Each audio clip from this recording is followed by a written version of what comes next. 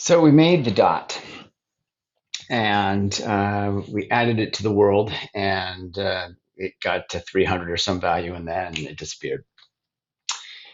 Well, that's great, except that we want it to spawn every so often. And that's where the modulus thing comes in from the other video. Uh, so what you're going to need to do here, so here's the way that we added, again, this guy just bounces back and forth, this critter object. So this is old code. Like here's how I'm creating my world, the x and the width and the height of the world. How many uh, pixels is each cell?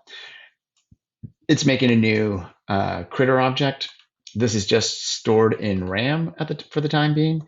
So without that, the critter would not show up. It would be all the parameters of it, all the properties, I guess would be a better word, of that critter would be stored in RAM, but not until this add object does it actually get added to my world. All right, so the world is what is going to add an object. That's kind of the important thing. It needs three things. It needs what actor do you want me to add?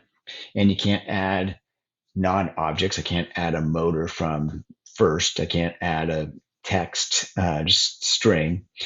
So it's got to be an actor that I add, and I have to give it an X and a Y. So these are the parameters that are needed in order for the add object method to do its job.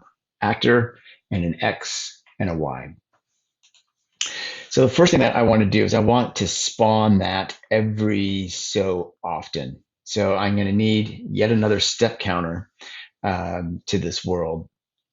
And I need to initialize that to 0 in the constructor. So here's the constructor for the MyWorld class. It's making it. There is no act yet, so we'll write that in a second. But take a moment, look either back to this dot or to the box critter and write the code that is going to create a private step counter for this, for the world, for my world, and it's going to be initialized as 0 inside the constructor. All right. And it's a bummer that the pause button ain't here. All right. So back at the ranch.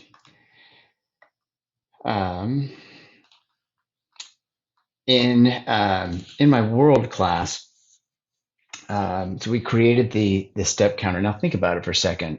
The dot's got a step counter. The box critter's got a step counter. The world's got a step counter. They're all spelled and capitalized exactly the same.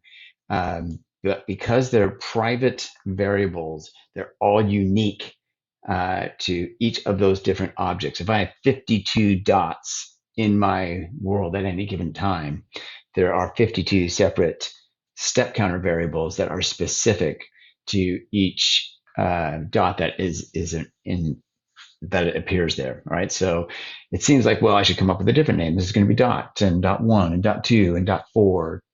But because it's private, each one is unique. You think about a bank account for a moment. Those are classes. You go to the to Bank of America, to Wells Fargo. You've got an account there. They're not all the balance of that is not everybody's balance together. It's you've got a balance and I've got a balance and so on and so forth. So that private data is specific to every object of a given class, right? It's an important concept to make. Hopefully that makes sense. So similar to the dot, every time that the dot, or I'm sorry, that the actor acts, I want that step counter to go up. So this dot step counter is going to be plus plus. All right, adding 1 to it. This is where that modulus thing comes in. So if I wanted to say every 200 steps, I want another dot to show up.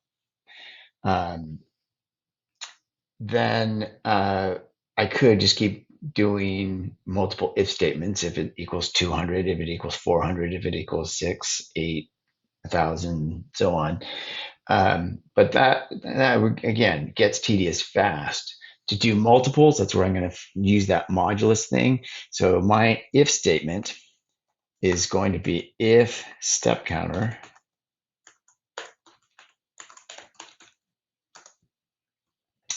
divided by, let's say, we'll make it smaller, divided by 50, right?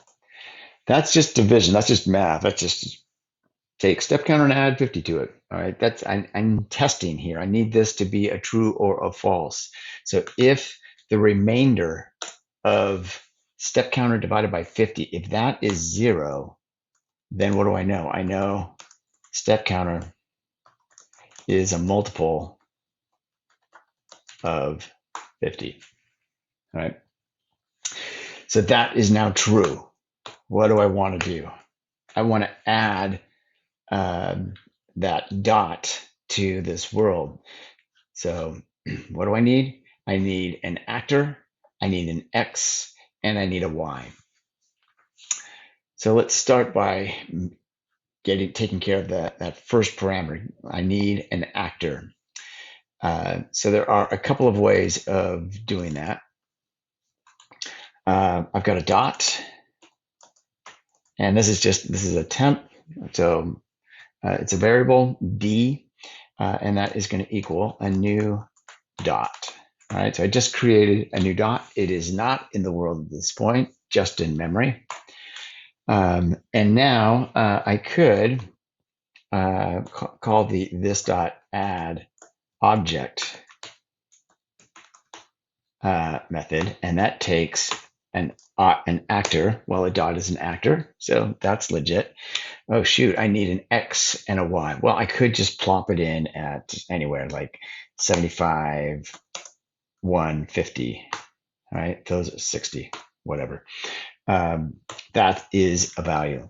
Let's just see if that works. That's going to, if I kept running it, it's going to show up at the same spot. So when the second one shows up, I couldn't tell because they're both going to 75, 160.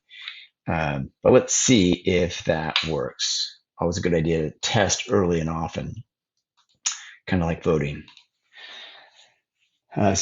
And oh, there it is. All right, so it showed up. Another 50 steps later, another one is going to be there.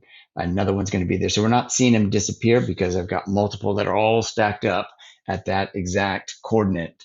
But sure enough, it did actually get added to the world at the right spot. So adding it to the same location, that seems like not the greatest idea. What if we wanted them randomly to show up? So I'm going to create a new variable so I want to store the random X coordinate and a random Y coordinate that's a valid number. And then I'll position it at those two random spots. So I'm going to create a new temporary variable called rand X. We'll just put a semicolon for now, and I'll do it int rand Y. And so there's no value here at this point.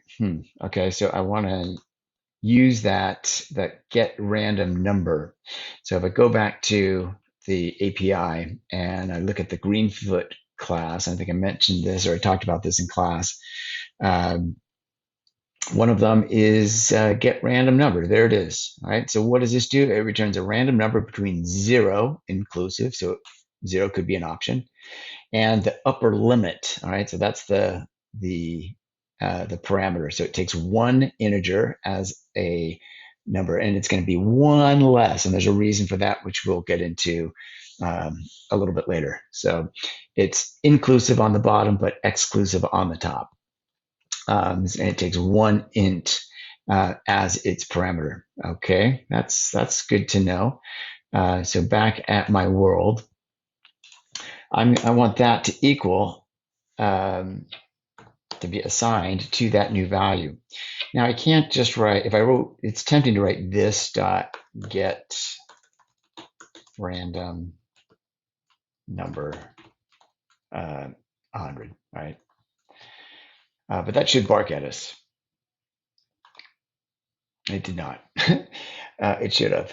And the reason it should have barked is because the world class does not have a get random number, but Greenfoot does. And this is, so I'm going to call it from the Greenfoot class, capital G. And so that is how I'm going to identify uh, this guy. So it's going to be Greenfoot dot get random number. Now 100, why 100? Because I just said so. I want it to be the size of my world. The world is 600 cells by 400. So its X is going to be 600. The Y, on the other hand, there are 400 cells to define the height of the world. So that's not going to be 600. That's going to be 400. So it's going to get a random value based between 0 and 599. And admittedly, I'm missing, I don't know if we can get right at 0, but it's going to be up against the left edge. 599 is one cell off, but it's one pixel. No one's going to notice. So I'm going to be fine on that case. Instead of 75, I'm going to replace it with those two temp variables, rand x, and this guy, rand y. Now so that looks pretty good. I'm going to make a new dot, not in the world yet.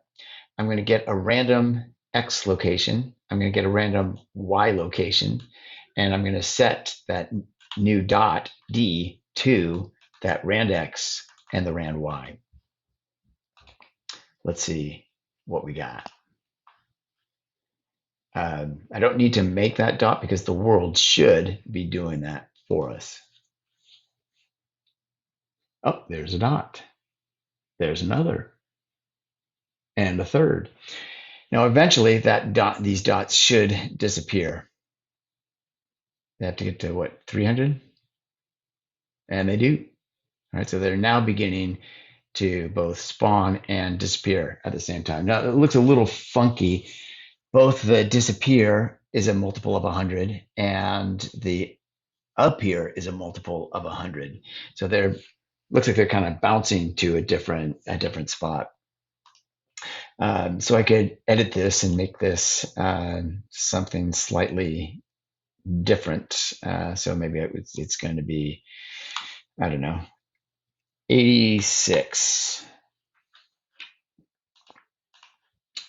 So every 86 steps, it's going to pop in. So a little bit longer before, there it goes, starts to show up.